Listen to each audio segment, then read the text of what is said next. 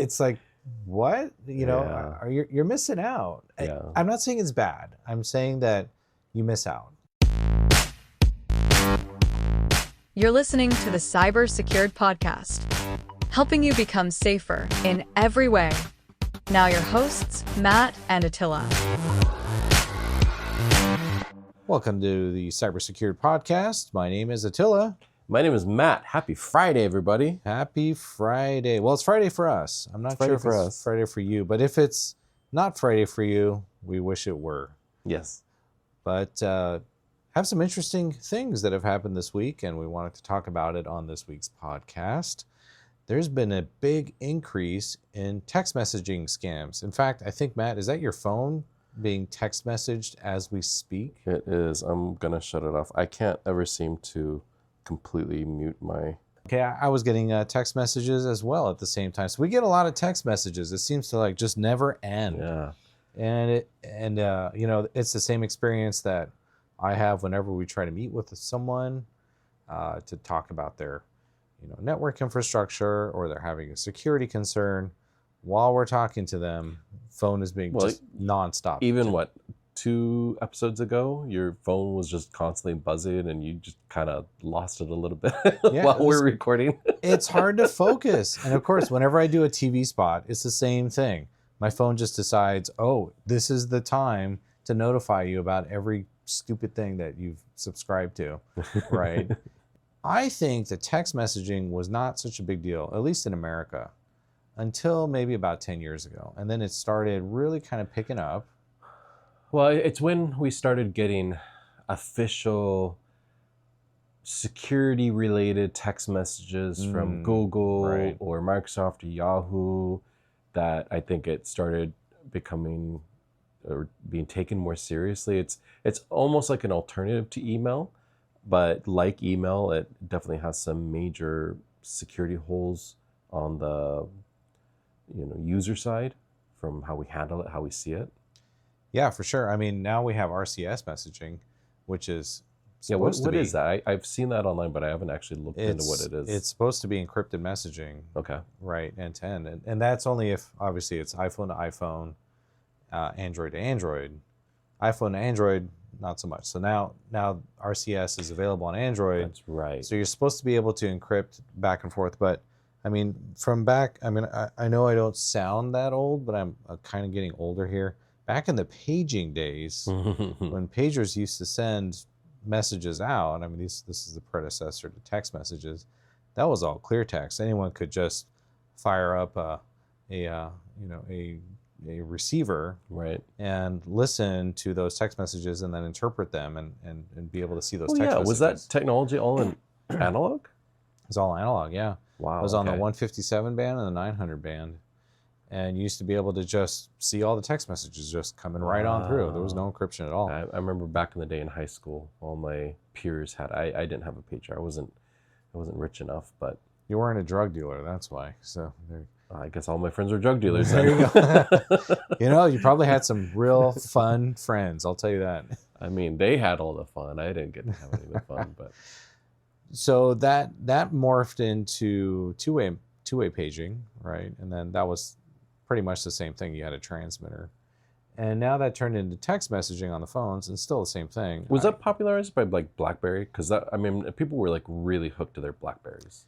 It was the Sidekicks. The first one was RIM, and then RIM was bought by BlackBerry. So the RIM devices could do two-way paging, and then BlackBerry bought them and then kind of integrated data into that, and then that became the first kind of smart device where you could browse the web and check email and do two-way SMS, right? Well, and that was huge. I remember the first time I posted a photo from my phone. I was in Hong Kong. I didn't have data on my first iPhone in the US, but when I was visiting Hong Kong, I got a SIM card that I could post photos. I remember doing it. I was on a bus. I took a photo of myself in a mirror on the bus.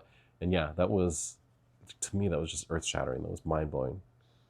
And now, if you're not doing that, you're weird. Yeah, I'm dating myself by telling that, but yeah. So SMS has definitely had its evolution, and it's come a long ways. But like everything, there's some major security issues when it comes to how we handle it, what we do when we see it. I don't know about you, but I get my text messages, I kind of let them linger. I mean, you've got alert fatigue, you've talked about that. But someone like my mom, she gets an email, she gets a text message, and she's the kind of person that, for better or worse, she wants to act right then.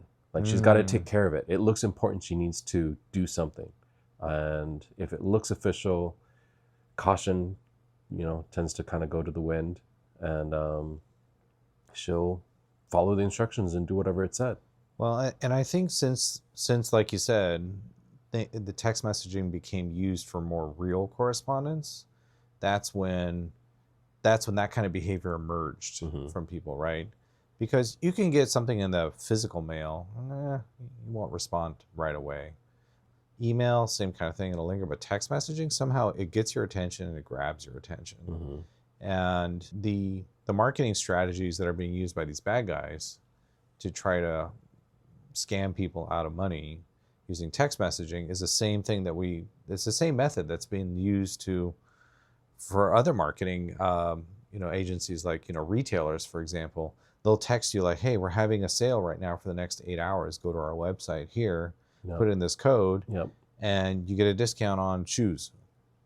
And that same strategy is being used by the bad guys. And the ones that they can't seem to stop are the toll road ones. Yeah, I got one recently. And we're in Hawaii. We don't have toll roads. We don't have toll bridges. So anybody that receives that stuff here, we automatically know it's not real. But I did visit California recently. And because I used to live in California, I was aware and knew of the tolls, but I didn't know how my rental car would handle it. Right. And I forgot to ask. And so I didn't know, driving around, going over the bridges, did I need to stop and pay? And I did see, a little thing in my car. And a number of the toll locations, they didn't have a place where you could stop any longer. You just drove through. Yeah, it's all computerized. Yeah, so I just kind of figured maybe it might show up on my bill, or I'd have to pay for it later. Because there was another trip that I made that I think I got told that I had to pay afterwards. So when I received one of those texts, I thought it was real. Why wouldn't you know, right? Yeah. I mean, it makes sense. It kind of corresponds. And the way that these scammers are becoming adept at this is they just look at number blocks and they just start texting everyone. So on that text that you got, it probably said, press Y to reply to this. Like, yes, I got the text. And then go to this website and pay the toll. And of course, when you press Y, that's you validating to the scammer that this phone number that they texted is valid. Yeah, right. Well, actually, whether I pressed Y or N for no. Right. Yeah. One other thing I wonder if they're capitalizing on, I don't know if you noticed, but there is a red receipt that you have on iPhone, default is turned on. Yeah, I turned mine off. Yeah. And a lot of people don't. They don't even know about that feature. You're right. They probably do capitalize on that. So as soon as it hits, it hits the message, right? But that could be just an iMessage thing. So I don't know. Yeah, I don't know. But that's similar to ping. Yeah. It's like it pings you. You got a response back. The message was read. Now we have a hot one, right? And now they can continue to barrage that number with other messages like, oh, we got a clean list, clean to validated list. Now this is a common thing used in marketing, right? So in marketing, when you're looking for prospects, you're prospecting, you get a list of companies and you call them up. And if the phone number is good, then great. You can say that this is a valid company. If it's bad or they're out of business, you now scrub the list. It's called scrubbing the list. And back in the day with predictive dialers are essentially robots that dial number blocks. And if it calls a number and it hears a disconnected sound, then it goes, okay, this is a bad number.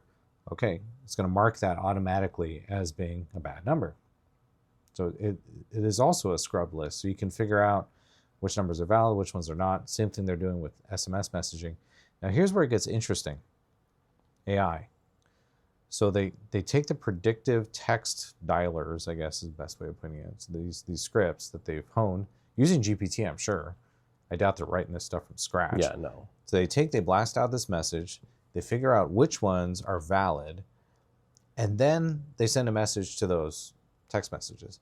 Now, the responses that they get back, if they don't get a lot of responses, they can adjust the message on the fly and continue to send out A/B thousands testing. of text messages per, A/B testing, exactly, per like minute, like thousands per minute.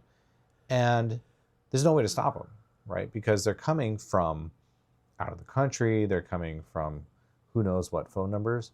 And there's something that really works against you by using a mobile phone for this, for everything, right? Because we use mobile phones for bill pay, for looking at menus at a restaurant, for, I don't know, paying our parking. Paying the parking tickets, exactly.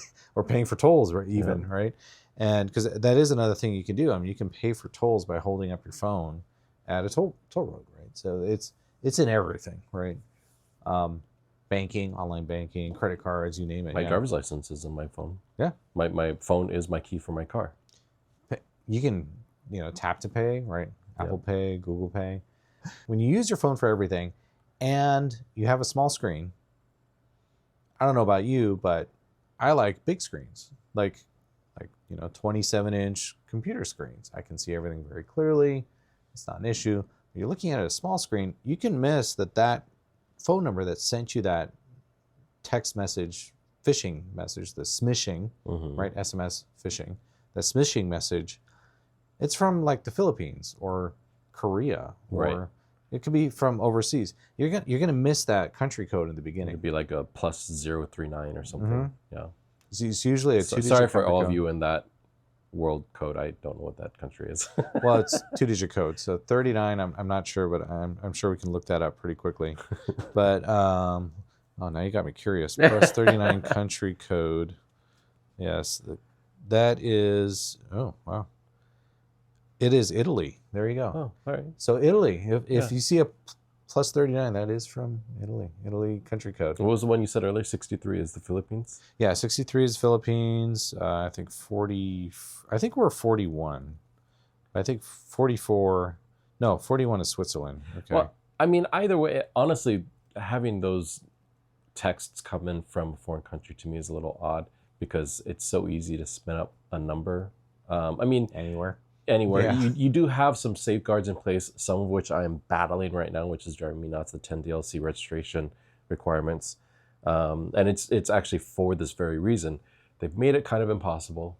I guess that's kind of a good thing, but I don't know. I don't know the answers. I know on the voice side, one of the solutions that I used a while ago, and I might actually do again, is services like No More Robo. Or No More Robo, yeah. Yeah. And that's kind of a middleman for your phone number. So when calls come in, if it's from, known scam center or even like bill collecting agency, whatever you want, it can actually block all that stuff, screen it for you before you receive the phone call. I don't know if anything like that exists for texting. Probably not.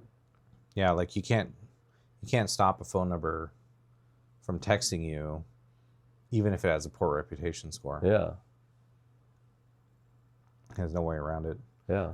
That's the one place where, I mean, we have email filtering and email domain reputation. That all, goes through its different things. And that still has, plenty of issues. I heard something, this wasn't must have been some other podcast, but they were talking about how the most effective marketing strategies that exist right now for legitimate companies is by text messaging, because it's exactly what you said. People get 1,000 emails a minute. There's a million different spam filters out there. So you say too many, salesy words inside of an email message and it's in spam. Phone calls, forget it, right? Everyone's got a phone tree or they're blocking stuff. Right. Text messages cuts right through the crap. And then people like your mom and people like me who are used to responding to, tap, click, quick, swipe, done, on their phones, might accidentally tap something on that text message, click a link, and now they're either phished or credential harvested or their phone's infected. Well, I mean, that was the whole thing with Linus Tech Tips that I learned about recently. I knew his channel had gotten hijacked. Really? Oh yeah, I mean that's a big channel. They have giant sponsors. Their videos are really fun, and they've gotten to a really large size. So it was really shocking to see. I mean, it's a computer company, and they got guys that are really smart and know security and stuff. It was kind of shocking to see that his site had gotten taken over, and a bunch of, you know, phishing messages were leaving his page, and his videos were getting deleted left and right.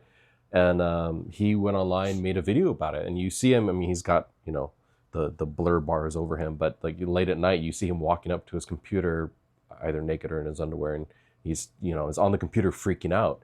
And so in a follow-up video I saw recently, it's exactly that. It was a smishing SMS. It was a smishing SMS that had gotten through to him that said his Twitter account had gotten taken over. Oh, so it fooled him. Yeah, and he was at a barbecue when it happened. So, like you just said, was on his phone, small screen, clicked on the link, followed through, thought it was real, typed in his password, went through the whole process and thought he was okay. And it was either that night or the night after that his YouTube channel started coming under attack. I think you hit a real important point there. Distraction. Mm-hmm. I don't think we've ever been more distracted than we are today. Yeah, no. And I don't know anyone who doesn't watch Netflix or some streaming thing without a phone in their hand at the same time. I don't know about you, but I can't focus on more than one thing at a time and have any sort of brain power. Yeah, I have to set that stuff aside. And actually it's partially because I want to focus, but also partially because, like, my wife has gotten mad at me a number of times. Well, they did a Mythbusters episode on this where they had someone, like, they got, obviously it was a closed course. Yeah. First stop, they were drunk. Okay. Right? Drunk driving. Perfect. And Sounds about right. And they were like, okay, how well do we do in this obstacle course driving through these cones? And I think they had a mannequin, right? They had a little dog, you know. Yeah. So they were testing like response times. And then they did a second one trying to text message at the same time. And they did worse. Yep. Text messaging than drunk. Yep. And I believe NASA also had this study like in the 1960s. They were trying to figure out the effects of distraction when trying to, you know, pilot a rocket ship to the moon, which is complicated. Mm-hmm. And of course, when they distracted the astronauts, it was like 60% brain power. Yep. So if you're, you know, driving or you're at a barbecue or you're trying to watch Netflix and something comes in, just know your brain is not functional. Right. Well, I learned also on a show I was watching, multitasking, what we think we are doing when we multitask is not really multitasking. You're not really doing two things at once. You're doing two separate things very quickly, very separately, and with diminishing returns. There's switching. Switching. There's really only been a few instances in history that we know of where some people are gifted with actual multitasking, which is a whole nother subject and unbelievable. But for the rest of us, for most of us, yeah, you can't. It really speaks volumes to how important focus is. And when we don't have full focus, you know, that's when those things come through. there's also some statistics about how long it takes you to get refocused after you have been distracted. Yeah. So like, let's say you're writing an important email to someone and your phone goes off with a text message and you say, okay, you look at your phone and then you look back at your email. Mm-hmm. Now you're out of flow. Mm-hmm. Do you know on average how long it takes you to get back into flow? Isn't it something like 40 minutes? It's 12 minutes. 12 minutes, okay. So if within the next 12 minutes you get another text message or a pop-up, on your phone saying you've been, I took Facebook Messenger off my phone because it was ridiculous. Like, it's nonstop. Like, there's always something popping up on there. But any of the apps, any number of things, right? Yeah. A bird can fly by and scream at you through the window. And when I show up here to you. work, my phone goes on to do not disturb. You have for that to. reason. Yeah. Because you cannot refocus, because you keep going out of focus. And your day can be completely ruined. And at the same time, that's when you're most vulnerable to a hacker. Well, let's not call them hackers. Scammer. Yeah. A scammer getting into, finding your phone number, sending you a text message, freaking you out. Mm-hmm. You're distracted. And because we have this tap, click, quick swipe mentality, we picked up, it's only accelerated. Now you're gone, right? I think there is a solution to this, though. Okay. I don't like talking about problems without a solution. Right. Yes. But the solution is not quite what you're going to be excited about. Okay. So there's a new type of phone called a light phone. Have you heard of it? I have not. So a light phone, it's a $500-$600 phone, and it's popular amongst those that have grown up with the internet, right? Social media, like heavy social media use, online dating, the whole thing. And so they're in their 20s. And there's also folks that are a little bit older in life who are just fed up with the constant annoyance of their mobile phone. Mm-hmm. And so they're willing to pay $500-$600 for this phone. And it's a phone with an e-paper display. It has the ability to do podcasts, GPS. I do think I remember hearing about this. Text messaging. So even if you get a smishing Yeah. text message, you can't tap on it and open it because it doesn't have a browser. Yeah. But it does have data and GPS, but very minimal, right? Right. It's designed strictly for podcasts, phone calls. Wow. Imagine that, phone calls, right? Mm-hmm. And the reason that it's popular amongst the 20-someths is because they've grown up with their face in a screen, Mm-hmm. staring at every notification and, X or Twitter or Facebook, whatever thing going on at the Right. time. And they look up and they say, oh my God, 10 years have gone by. I'm now in my 20s and there's an entire world. There's trees in the sky and sunlight. Maybe I should pay attention. Like literally they're starting to recognize that they're missing life Mm-hmm. because their face is in a phone all the time. Yeah. Isn't that interesting? Yep. I've seen it firsthand. There was a chick that I dated in another life a long time ago, and she was a lot of fun. But anytime we'd hang out, sit there and watch a movie or TV show, I'd look over and she'd just be on her phone. And I'm like, what? Aren't we hanging out? Like, why are you here if you're just going to be on your phone the whole time? And she'd usually be playing like this game that sometimes she'd want to do multiplayer with me at a distance, but she's sitting right next to me. And it's like, okay, well. You're not alone. I mean, if you go out to, like we went out to, Valentine's Day. Valentine's Day, you got to go out to a nice dinner. Mm-hmm. And we go out to dinner and this was recently, right? I would say half the couples at the table, both the couples were staring into their phones the whole time. Yeah, I've seen that too. It's, and the new way that kids play, I've seen this from my daughter, is to say, oh, okay, we're going to come over and we're going to play together. Like, great. And I'm thinking, they're going to throw a ball. Maybe they're going to go, run around outside, maybe play tag or who knows, right? Stuff we did in the 80s. Right. Throw a frisbee. There you go. Something. Yeah. No, what they do is they both go in their room, they both turn on their laptops, and they play Roblox together next to each other. It's like, what? You're missing out. Yeah. I'm not saying it's bad. I'm saying that you miss out. Mm-hmm. You miss out. And there's a time and a place for everything. I mean, there's a time and a place to watch movies. There's a time and a place to watch video games. And there's a time and a place to socialize. Like, Yeah. I know you guys can't see us here, but Matt and I are standing in his office. Well, he's standing, I'm sitting because I'm lazy. and we're looking at each other talking with microphones attached to our lapels. Yep. And we don't have I have a screen over here in front of me just to look up stuff, but I'm not looking at the screen while I'm talking to Matt. Like, we're having a conversation that you are a part of. Yep. And that's something that you miss. So I know we've gone way off topic here with we started off with smishing and now we've ended up with how society has Hey, we wanted to have evolved. a conversation. Yeah. And the fact is, you got to be careful out there. No technology is perfect. Some technologies have protections in place. SMS is one of those that, unfortunately, there really isn't anything. And you just got to be careful. There are tools and technology to protect phones. things that companies can utilize, MDM and MDM policies. Mobile device management. Mobile device management, yeah. It's not, same thing, it's not perfect, but it's a step in the right direction. And any hurdle that you can put in place of the bad guys is usually an improvement.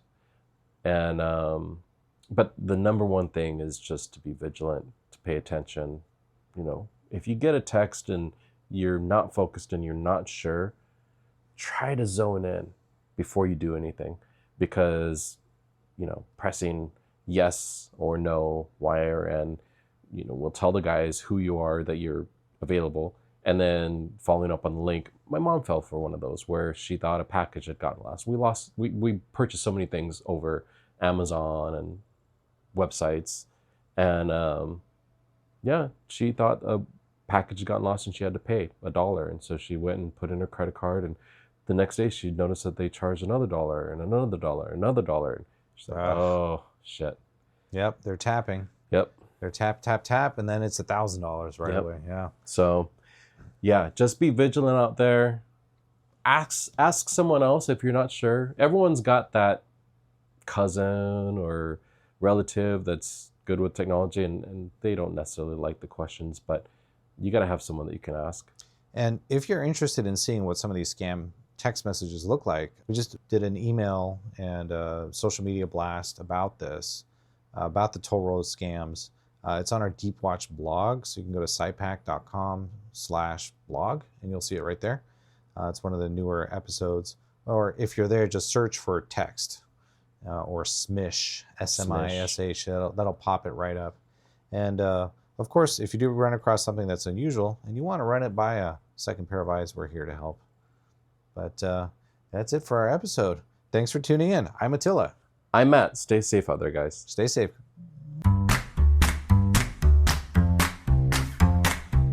This episode was brought to you by Cypac. To learn more about keeping your business safe from threat, crime, and disaster, visit Cypac.com.